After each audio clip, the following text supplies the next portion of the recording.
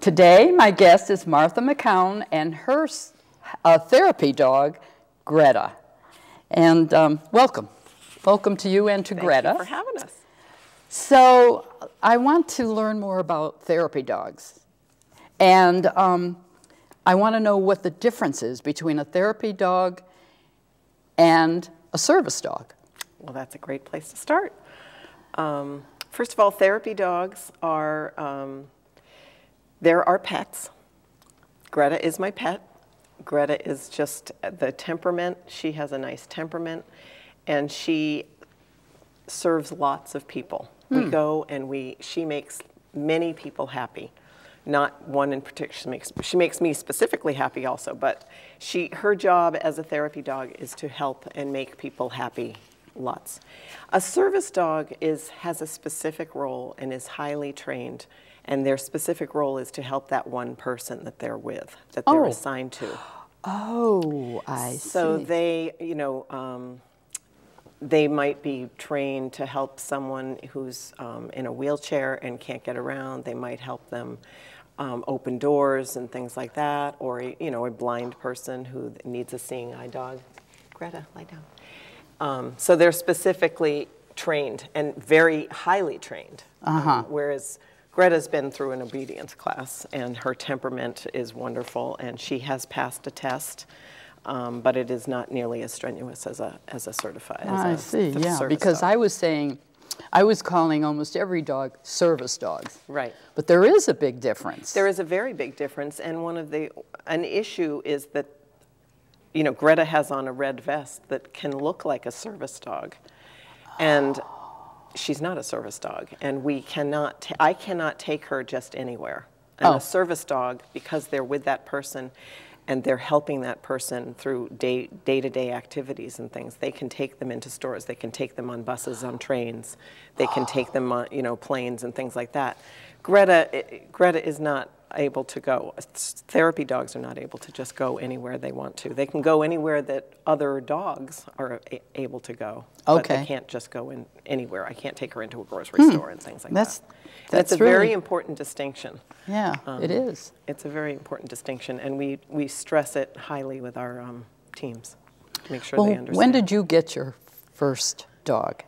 Well, Greta is my first dog that I got certified. She's my trooper. Greta was certified in 2011, and she was 1 year old, and she's now been doing it for about 7.5 years, and I just loved it. I had an older dog who I also got certified, and she's now retired because she's 14 years old. That's Sophie. And I also have a cat. I had 2 cats certified. Daniel is my trooper cat who goes everywhere. He's a very popular boy. And I have another cat, Phoebe, who passed, but she passed the test, but she didn't seem to enjoy it when I took her out. And one of the most important things about having a therapy dog or a cat is to make, one of our roles as a handler is to make sure that the pet is having a good time and enjoying it. We don't want to take them if they don't seem to be enjoying themselves. Yeah. So Phoebe wasn't, and I just retired her. I said, I would have loved her to go because she was my therapy cat, and she was so fabulous. She's so fabulous at home, but it's not her thing. So yeah, it's okay. You don't think about cats being therapy. Yeah, pets. They're very unique. Yeah, but excuse me. But I want to know, what made you decide to have a therapy dog? Well, I have wanted to do this since I was 8 years old. And I was in, my grandfather, Pop, was in a VA hospital. And he was crippled with rheumatoid arthritis, very much in pain. And whenever we went to visit him, they had a dog and a cat on the ward that lived there. Mr. Moon and Dandelion, and they were in Pop's room all the time, and in such pain that he was in, he always had a grin on his face. Mm-hmm. They brought him such joy. He had a blanket at the end of his bed where Mr. Moon slept, the cat, and they just brought him such joy, and it just struck me then, you know, that it was wonderful. And I wasn't thinking then that I wanted to do therapy, have a therapy pet, but as I got older and I started seeing the impact that they could have on other people, and then my mom was very sick and passed away in 2009, and I would take my other dog, Sophie, down to see her, and she just wanted that dog with her. She just loved having her in the room. And it just struck me that, you know, they can do a lot. They can do a lot. I'm not sure that my dogs would ever be therapy dogs, because I remember my mother saying, I will babysit your children, but I will not babysit your dogs because they are spoiled. And I think I continued to do that. And but for me, I think having our dogs is good therapy for us. Absolutely. You know, I really love having a dog. Absolutely. But I can't take him to visit people because he'll probably jump all over them. But I think, you know, having therapy pets is really a wonderful thing. And, you know, you've seen them in nursing homes and you know, visiting people. And we take our teams. So Pets and People is the organization that we're certified through, and I'm on the board. Okay. I'm a board member on there. We have 200 teams, and it's the important distinction is we certify teams. Like Greta and I are a team. Okay. And we certify the team. So Greta could not go with somebody else. Couldn't go with me. She could not go with you. We're certified as a team, and that's an important distinction that we really stress. So they're training you. Yes. A lot. Yes. Yeah. So we have a process that we go through to certify a dog or a cat, and it includes first of all the dog the dog should go through an obedience, and the handler should go through a basic obedience class. Another good thing for them to have is what's called a AKC Canine Good Citizen. Mm-hmm. Pass that test, and Greta has passed that test also. She has her little badge, and that's just basic obedience. They pay attention to their handler and things like that. And then we have the test ourselves. But before we even have a screening, the test that they go through, we have a new handler go on an orientation visit with an experienced team. Okay. Just to see what that process is and to really understand that it's a two-being team. And we're looking for the rapport. You know, there's a rapport that you want to have with the residents, and the person has to have that rapport. The dog has to look like has to be enjoying it and wagging their tail and enjoying things and not be sort of subdued and everything. We want them. Their temperament needs to be calm, but they need to be sort of joyful and bringing that joy. So we're looking at that. So they come on the visit and see what it's like, and then we set them up, if they're still interested, we set them up for a screening. Okay. And the screening is a half-hour test that we go through just a lot of things. They have to have a nice loose lead, you know, just you don't want to have the dog like, hauling you through through the hallways and stuff, and also a strong leave-it command. That's probably one of the most important things, is that we actually put like cheese and peanut butter and ham sandwiches and stuff under chairs, so that when we're walking and we have to take the dogs around and have them being able to listen to a leave-it command and not go diving for the food, which is one of the hardest things for any of our teams to do. Yeah. But that's important. It's an important distinction. It's an important thing we go through, because we're in nursing homes, we're in hospitals, there's pills, there could be all sorts of things on the floor. So the handler is supposed to, we are paying attention to what's going on all around and keeping the dog safe. Yeah. So we have that, and then we have the obvious. We have the wheelchairs and walkers, and we have loud noises. We actually drop cake pans on the floor. Wow. Because in hospitals there's lots of loud noises. We've got food carts going up and down, and you just want to make sure the dog is comfortable with those sorts of noises and things, and not not startled. I was just going to say, what's it like in a what's a day like for a therapy dog? Where do you go, and how long?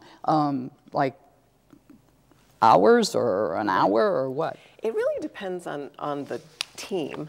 And at the start, we suggest our teams just, oh, one of the things I forgot to talk about was the last step after placement, after a screening, is placement. And we work it where we place our teams. Okay. And I work a lot with the new teams. And we figure out what's a good place for them to go, what the handler would like, what the dog would do well, and understanding that temperament. And what we do at that visit is we talk about, really you want to start out at about a half an hour to 45 minutes, because you wouldn't think it, but it's actually tiring for the dog to be on like that. At home they're just laying on the couch and doing their thing. But it can be tiring, and as they get used to it and stuff, they can go much longer. I mean, I often have Greta out for 2 hours. Okay. But she's just, at a place where she's been for 7 years, she thinks it's her living room. She just right. So she's got her job to do. But generally, we keep the visits. We try to keep the visits to an hour. So where do you take her? Where do I take her? She goes to an assisted living facility in Ayer that she's been going to for 7 years, 7.5 years. And I have taken her in the past. I'm not always doing it right now, but she goes to schools. I've worked with school psychologists with behavioral issues with children. Okay. There was a program that I did where the children earned Greta points. So during the 2 weeks before, when she didn't come, they would kind of try to earn their points, so that when Greta came, they got 15 minutes with her to pet her and stuff. And I used so they're being trained too. I used to go through the hallways, and the teachers would be like, "She's the best thing that ever came here," and it was so gratifying. It's really, really nice. She loves working with children. She's also done reading programs in libraries, working with reading specialists at school, and she's also at libraries where children with with reading difficulties, it can be so helpful for the child to read to a dog. Oh. And just Greta's not going to tell them if they said a word wrong, or if they, Yeah, well, that's a good idea. She's not going to tell them how to say a certain word or anything. She's just sitting there, and the studies have shown that if children just read, and they read comfortably and they enjoy it, that the more they read, the better they get. So, yeah. Well, that's a good note for people at home who have pets. Absolutely. If their children are having trouble reading or anything, then sit them with the pet and let them read to that. Let them read. The dog or the cat or the fish or the bird or whoever. Absolutely, because it's fun. Yeah. And they'll often be sitting there. Well, I'm talking about Greta doing library work, but she's actually not one of my Sophie is the better. She's a yellow lab golden mix, and she's the better library dog, because she's just lays there, just wants to be petted. But Greta has done it too. Yeah. Greta, it's a beautiful dog. Yeah. So well, I guess they do it as long as they or you feel that they're up to it, huh? And then absolutely. Yep. I have. I just mentioned Sophie, who is my yellow lab golden. She's now 14, and I did retire her this year. She's got arthritis, and she's. I still put the vest. This morning when I left the house and I put the vest on Greta, she still stood there wagging her tail. She wanted to go, and she loves it, but. It's just difficult to get her in the car, and she's wonderful on the visits and loves it. And sometimes I do take her out of retirement and bring her. Give her a treat. Give her a treat. But for the most part, it's just easier. She's gotten much harder of hearing and stuff. So you just know as a handler when it's time to to retire them. Yeah, and I guess the basic thing is, like you said, they are well behaved, and calm, and. Yep. This is what is good about this. Is there anything else that you can tell us about? Yeah, well, I don't think I talked too much about where. I think you asked me, but I didn't talk much about where we do take them. There's so many places that I take them to schools and libraries and assisted living and hospitals. I also take my cat, Daniel, goes to the VA hospital in Bedford every week, and those veterans love him. You'd be so surprised at how many people love cats. Huh. And very unique, as you said earlier. It's very unusual to have a cat. And in fact, we have 200 teams at Pets and People who are certified, and only probably only 10 of them are cats. Huh. So it's pretty unique to have a cat. Right, there. I thought so. But anyways, we do go to hospitals. We're at Mass General, Brigham and Women's. We're at Emerson. We're at Faulkner Hospital, and I think that's about it. And also we go to assisted living. We go to lots of nursing homes. We're at 280 facilities. We go to 280 facilities right now, our Excellent. 200 teams. And we go to schools. We do de-stress events at colleges and high schools. Well, what if you're interested in, becoming someone who has a therapy dog? What do you do? How do you I would suggest that they go to our website, which is www.petsandpeoplefoundation.org, or they can email us at info@petsandpeoplefoundation.org. But the first thing you want to do is just make sure that your dog has basic obedience.